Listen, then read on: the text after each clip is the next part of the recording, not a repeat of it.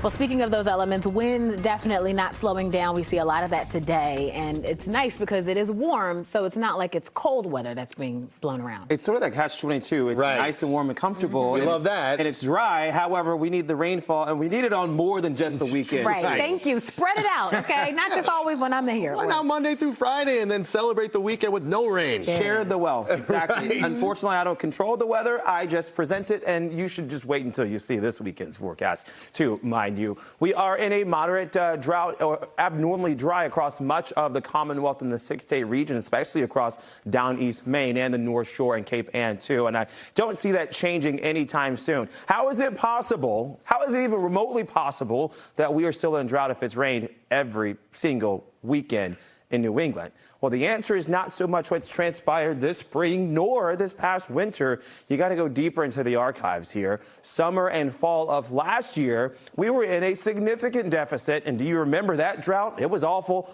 all season long. We barely broke even in winter, and now we are trending in the wrong direction in spring. So a lot of that culminating together to give us the abnormally dry weather and the drought that still persists practically all year long now, it seemed like. And also, too, that culminates to our fire weather threat today because of the dry brush that we've got, the low humidity and the gusty winds as well, 15 to maybe 35 miles an hour for some of the peak gusts today.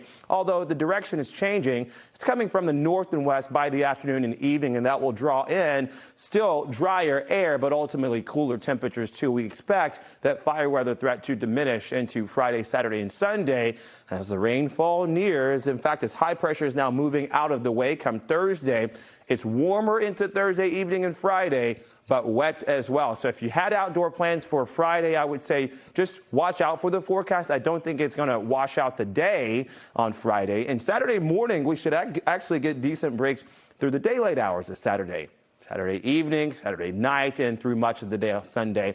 The rain will likely persist. We could get one or two rumbles of thunder, but severe weather, not our jam, not so much in our forecast, as we are watching severe weather play out today and tomorrow, though, across the central and southern plains. This is a level 3 of 5 risk if you're flying to Dallas-Fort Worth and even northwestern Louisiana or central Arkansas. Likely delays at the airports there. That system sort of lays flat like taffy from Louisiana all the way across the Ohio River Valley with severe weather through tomorrow.